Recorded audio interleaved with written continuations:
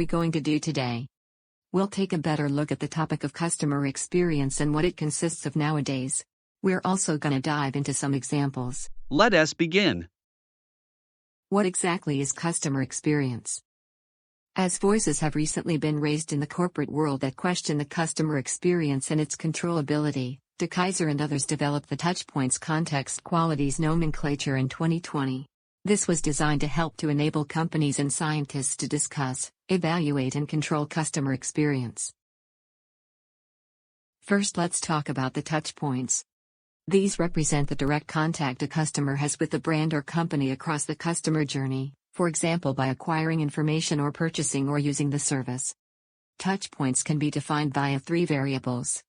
The control describes whether a touchpoint can be directly controlled by the company, for example through advertising, or if the touchpoint cannot be controlled by the company in question, such as a cost-free mentioning of the product by an influencer. The nature defines whether a point of contact is managed by a human, happening in a digital or physical environment or a combination thereof. A human contact point requires the involvement of a person, whilst a digital one is created purely by the programmed user interface. The user interaction with the algorithms of an app would take on a purely digital form, and a video consultation would be a combination of the digital and human variant. When it comes to a physical interface between the company and the customer, it's all about the touch and feel or the tangibles, for example by creating a certain ambience in a shop or store.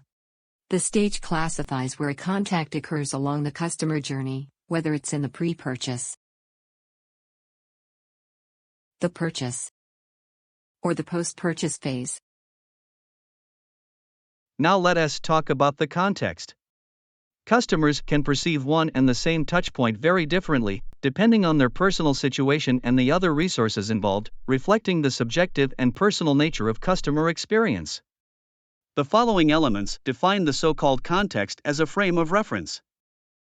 The individual context refers to the cognitive capabilities, emotional stability, creativity, planning skills and economic situation of the individual.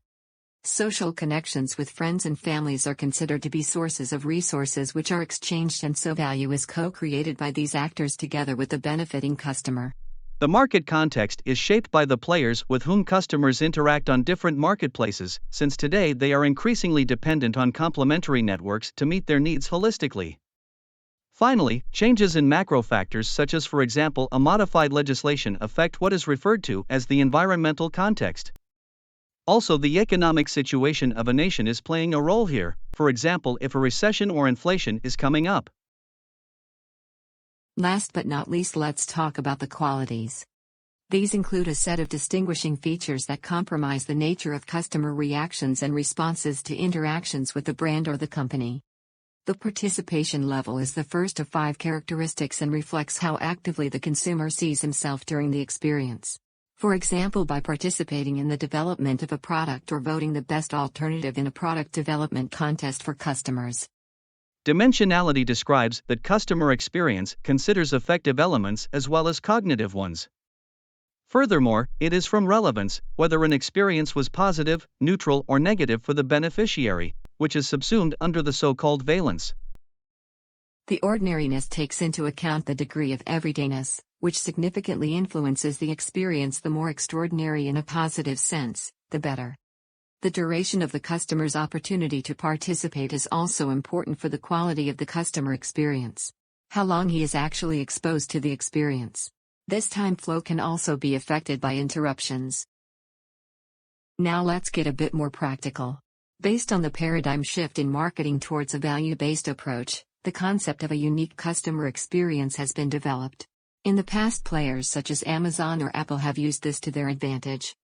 This development speaks for itself, since an outstanding customer experience with consistent implementation allows differentiation in the market and thus represents a competitive advantage. Apple, for example, uses many different points of interaction and interfaces to create a unique customer experience. Examples for touch points are their hardware like the iMac, their software like the macOS or the iOS systems, their payment service Apple Pay, or their entertainment services like Apple TV and Apple Music. Also, Apple has just recently introduced their highly anticipated virtual reality glasses. The future will show what kind of experience the users will make and how this touchpoint will contribute to a positive, emotional, and extraordinary experience for the customers. Another example is the patient experience at a hospital. There, the whole experience along the entire patient journey is taken into account. That includes the time before, during, and after the stay. All that influences to what extent a patient is enthusiastic about the services of the house. Strategically, a good customer experience pays forward into the customer satisfaction account and therefore leads to a higher customer loyalty, which ultimately increases business development and growth. This will lead to a larger profit. Customer experience refers to the overall perception and interaction that a customer has with a company or brand throughout their entire journey. Instead of focusing on isolated interactions or individual transactions, it recognizes that the customer's experience is a cumulative result of all the interactions they have with the company. Customer satisfaction, on the other hand, focuses specifically on the customer's contentment or fulfillment with a specific product, service, or interaction.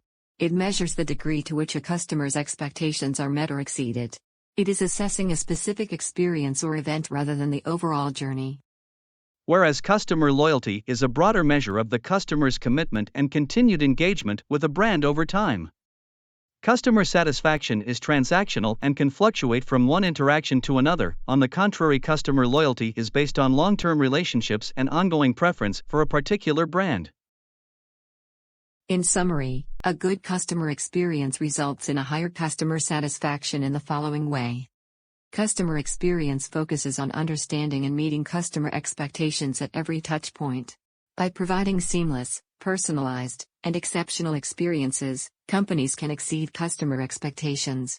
When customers have their needs met and feel valued, they are more likely to be satisfied with a specific product and forgive company failures. A good customer experience also contributes to higher customer loyalty in the following way. A great customer experience creates an emotional connection with customers. When customers feel positive emotions during their interactions with a company, such as joy, trust, and appreciation, they develop a sense of loyalty. This emotional connection fosters a long-term relationship with the brand, making customers more likely to remain loyal and advocate for the company. All three contribute to a higher profit and growth for the company.